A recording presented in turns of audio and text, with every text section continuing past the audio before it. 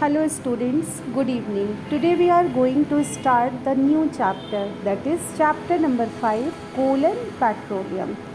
So first, as usual, let's look about what we are going to study in this chapter. So in this chapter we are going to study about the resources. Okay, what are the resources? Then classification of sources into the natural resources and the man-made. Then this natural resources is further classified into inexhaustible and the exhaustible resources. After that, about fossil fuels.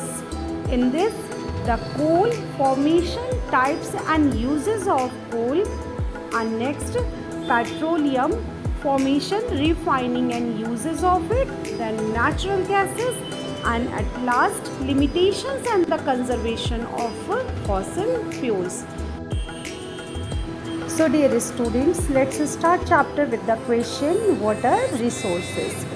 So as we see and use many things around us, okay, it means whatever things which are present around us and we are using for fulfill our daily needs, for live or for surviving, these are known as the resources.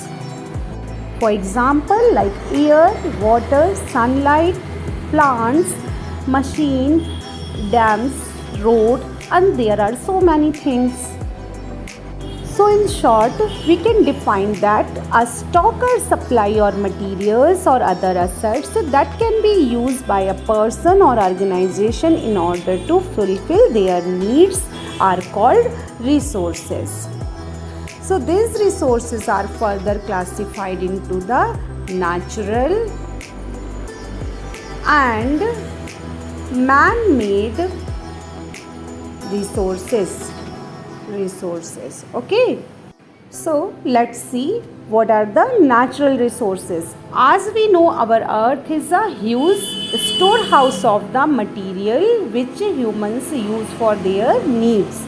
It means materials which are naturally present, naturally available or occurring or exist without any action of humankind are called the natural resources, like coal, petroleum, soil, metals, ore, woods, air, water, sunlight, etc.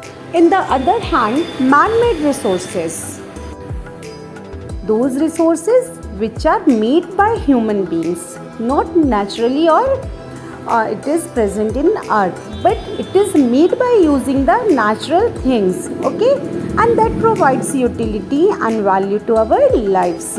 It is known as the man-made resources. For example, machines, dam, road, or anything we are using in our daily life, like the plastics, and there are the so many examples. So, sunlight, forest, rocks, mineral, animals, air, oil, water, soil, these all are the examples of the natural resources. And man-made resources are made by the man, like the paper, scissor, rugs, canes, ladder, boxes, cap, this television, anything, okay, which are made by the man and we are using, that are the man-made resources. So in this chapter we will talk only about the natural resources. So these resources are available in different forms. It means the natural resources are present in different forms, like gas, liquid, solid, and the energy. For example, the air that we breathe, that is very important for our survival, the water that we drink, or the sunlight in the which is called also called as solar energy that we use. These all are the natural resources. Okay, apart from these, provide us many minerals, metals, non-metals, coal, and petroleum, natural gas. These all are the also natural resources. So these natural resources, according their availability, they are further classified into two categories. First is the inexhaustible natural resources and second one is the exhaustible natural resources. So inexhaustible is also known as a renewable. It means that we can get again and again, and exhaustible means non-renewable, that we can't get again and again immediately. So let's see the first type of the natural resources, which is the inexhaustible natural resources or the renewable resources. Okay, so inexhaustible means that are present in the unlimited quantity or the unlimited amount or the plenty of amount. Okay, so inexhaustible resources are those resources which are available in unlimited quantity in nature and do not get exhausted or depleted or finished by human activities. Okay, so these are also known as the renewable because we can get this again and again, or they get replenished by naturally by process. These include the sunlight, air, water. Now let's see the exhaustible natural resources.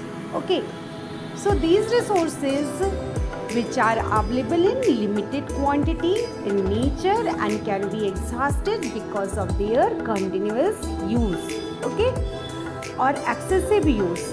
It means we can't get it again and again immediately once they exhausted. That's why they are known as the non-renewable or the exhaustible natural resources. For example, minerals, coal, petroleum, natural gas.